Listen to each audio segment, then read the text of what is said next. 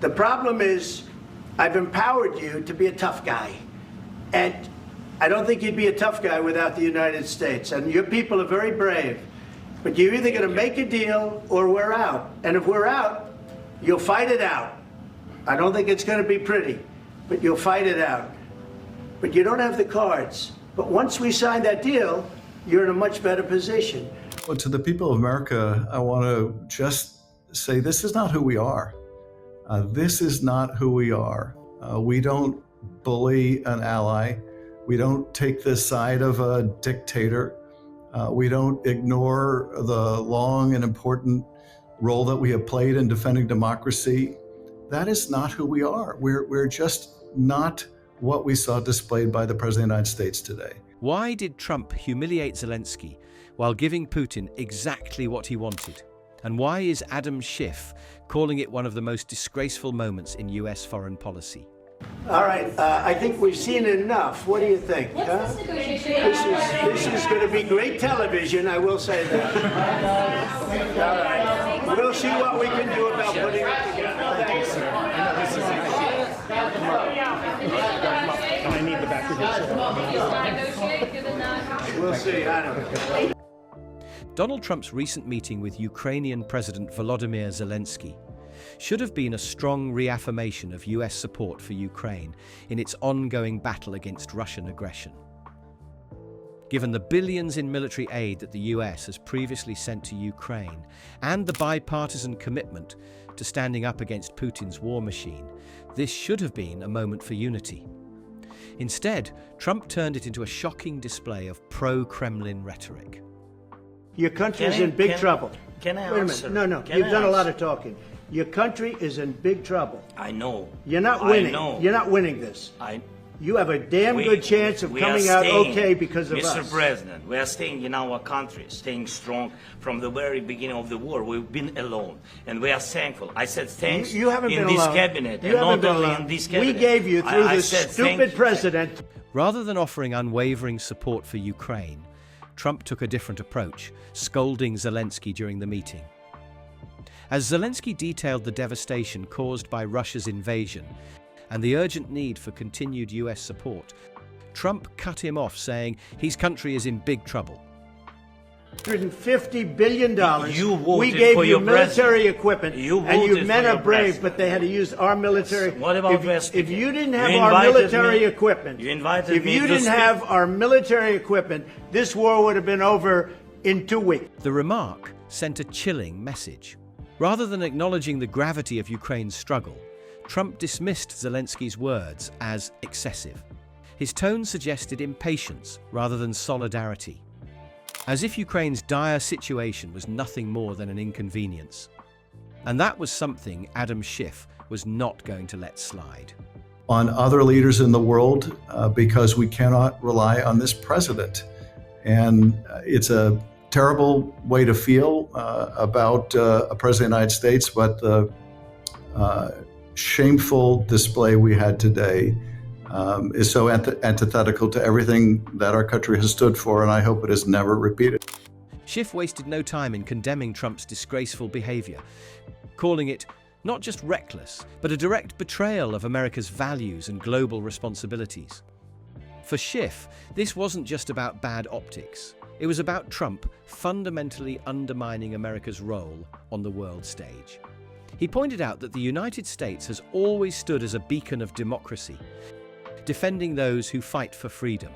But Trump's actions spat in the face of that legacy, sending a dangerous signal to both allies and adversaries. Is this now what America is? We are reduced to some kind of a extortionary protectionist racket where a leader of a country whose citizens have fought and died valiantly standing up to a Kremlin dictator is so abused, where we stand for nothing but using our might to extort the weak.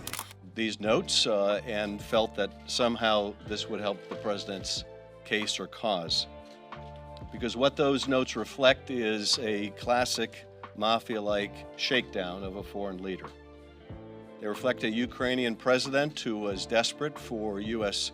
support for military support to help that country in a hot war with Putin's Russia, a country that is still occupied by irregular Russian forces. Schiff, a longtime critic of Trump's foreign policy, has been one of the most vocal defenders of Ukraine in Congress. He has consistently warned about the dangers of allowing Trump to reshape US policy to favor authoritarian leaders like Putin. And this latest debacle only confirmed what Schiff had been saying for years. Trump's interests lie not with America, but with himself and his political ambitions. Schiff argued that by cozying up to strongmen and undermining America's commitments, Trump wasn't just damaging diplomatic relations, he was weakening US credibility on the world stage. To Schiff, Trump's behavior wasn't just irresponsible. It was a direct assault on the principles that America has long stood for. But Trump's betrayal didn't stop there. His rhetoric during the meeting, and even after, only made things worse. Throughout the meeting, Trump appeared to echo Kremlin propaganda, downplaying Putin's aggression and shifting the blame onto Ukraine. Rather than acknowledging Russia's role as the clear aggressor, Trump suggested that Ukraine should simply make peace instead of resisting the invasion. Schiff was appalled. He accused Trump of being more worried about hurting Putin's feelings than about the thousands of Ukrainians being slaughtered. It didn't stop there, though.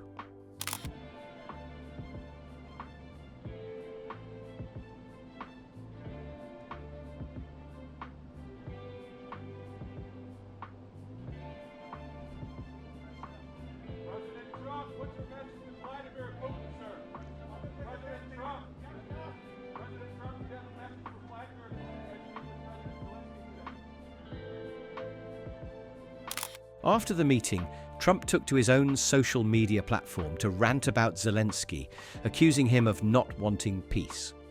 He even suggested that Ukraine was being unreasonable in its demands for sovereignty, completely ignoring the fact that Russia launched an unprovoked war that has decimated Ukrainian cities and claimed countless lives.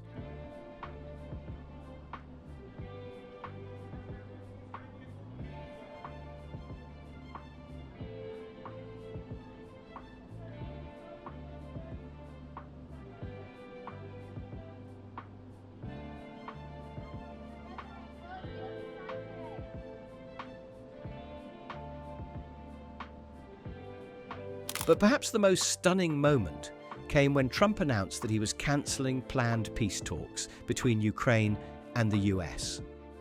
His reasoning? He was upset with Zelenskyy for not showing him enough respect during their meeting. Now that's right. Trump, the man who constantly claims to be a master deal maker, shut down diplomatic discussions simply because his ego was bruised. This move didn't just embarrass the US on the world stage. It sent a chilling message to allies. America under Trump is not a reliable partner. While Schiff made his stance crystal clear, there was an eerie silence from many of Trump's Republican allies. How do we protect those institutions? It is astonishing, their continued obedience to this con man, this convict. Our hearing in the Judiciary Committee today was delayed because they all had to pay obeisance to this guy. And I was with them on January 6th. I was on the House floor as these rioters were breaking into the building, beating police officers, breaking glass to get into the House chamber. Schiff also took aim at his Republican colleagues, many of whom have remained eerily quiet about Trump's actions. Many of his colleagues still support Ukraine behind closed doors. But the real question is whether they will say so publicly, or if they are too afraid of Trump's wrath.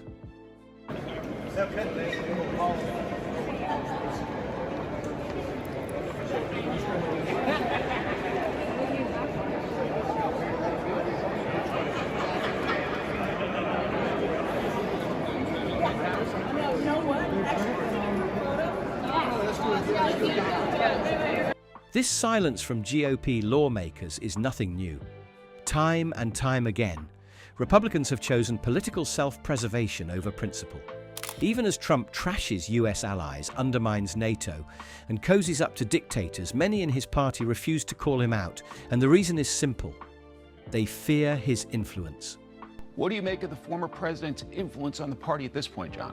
Donald Trump controls the entire Republican Party. He gets to dictate what votes come up for time on the floor. He tells people how to vote. He's put his daughter-in-law at the head of the RNC. He's bragging that he is the one that got overturned abortion rights with the Dobbs decision, the IVF decision that was voted.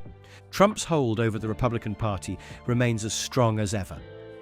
Any GOP official who dares to criticize him risks being attacked on social media, labeled a rhino, Republican in name only, and potentially primaried by a Trump-backed candidate. For many Republican lawmakers, it's simply easier to look the other way, even if that means abandoning core conservative principles like standing against authoritarianism. I think it'll mean a failure by the GOP to put the country above their party. And it will have very long-term consequences if that's where we end up.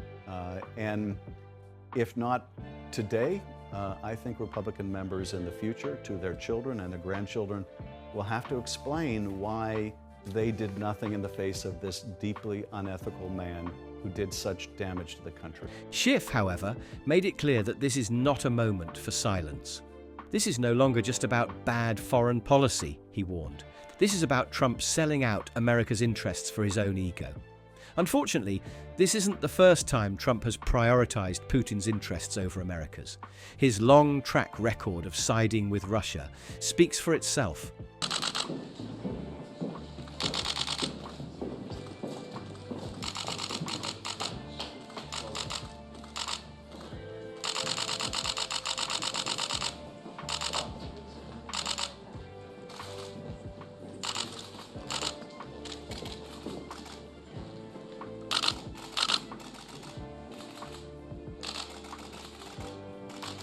None of this should come as a surprise.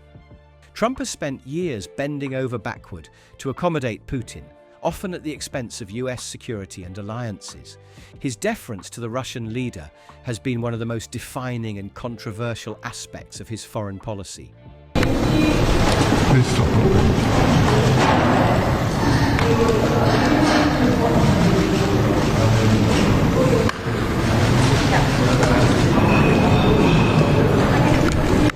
Right.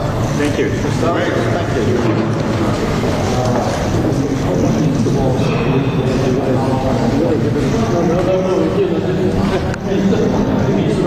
At a recent emergency summit, 15 Western nations gathered with Ukrainian President Volodymyr Zelenskyy to discuss urgent strategies for countering Russia's ongoing invasion. Conspicuously missing from the high-stakes meeting, Vladimir Putin and Donald Trump. While world leaders reaffirmed their commitment to Ukraine, Trump's absence sent a different message. He had no interest in standing with America's allies in the fight against Russian aggression. World Football Cup. Speaking of the football, actually, Mr. President, I'll give this ball to you, and now the ball is in your court. All the more that the United States will host the World Cup in 2026. Thank you very much. We do host it, and we hope we do as good a job. That's very nice. That will go to my son Barron. We have no question. This isn't the first time Trump has undermined NATO and Western unity. Take the infamous Helsinki summit in 2018. Standing next to Putin, Trump publicly sided with Russia over US intelligence agencies. He also repeatedly threatened to pull the US out of NATO, calling it obsolete and weakening the alliance. Now that Trump is back in power, the consequences of his pro-Kremlin stance are becoming more evident than ever. His foreign policy decisions are already reshaping America's global position, possibly in ways that can't be undone.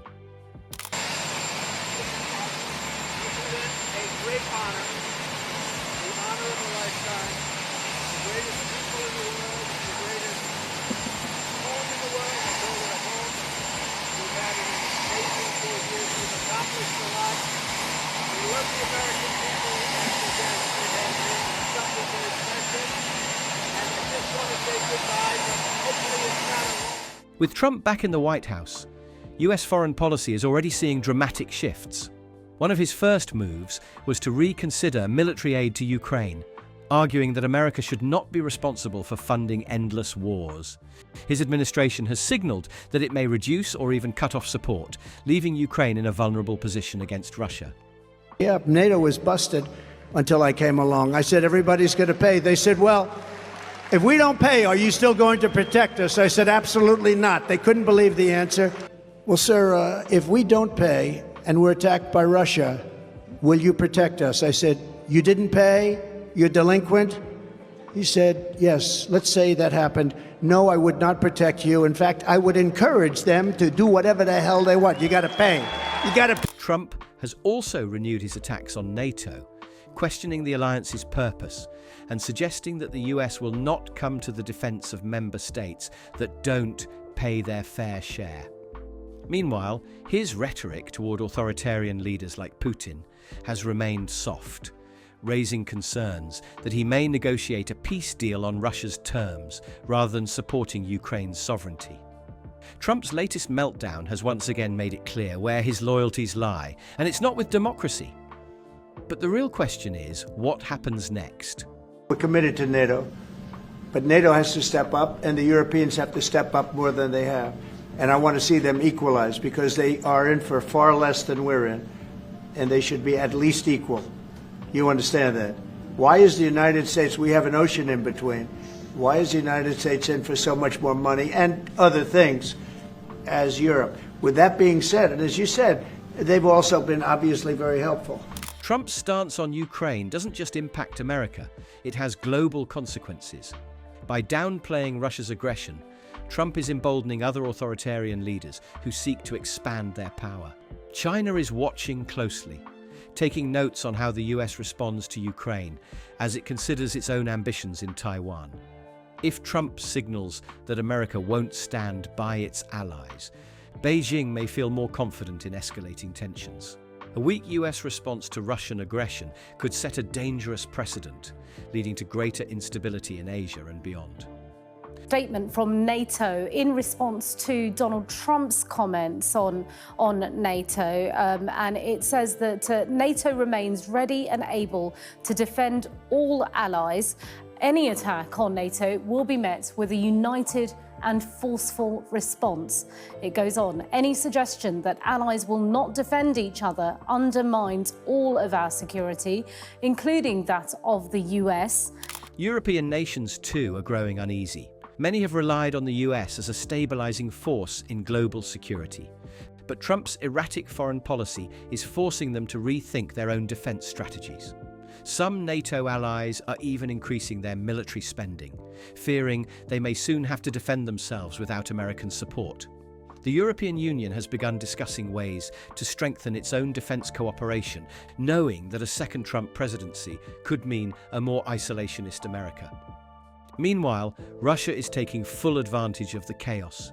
Kremlin-backed propaganda has already begun framing Trump's remarks as proof that the West is divided, further fueling Moscow's narrative that resistance is futile. If Trump continues on this path, the consequences could be irreversible.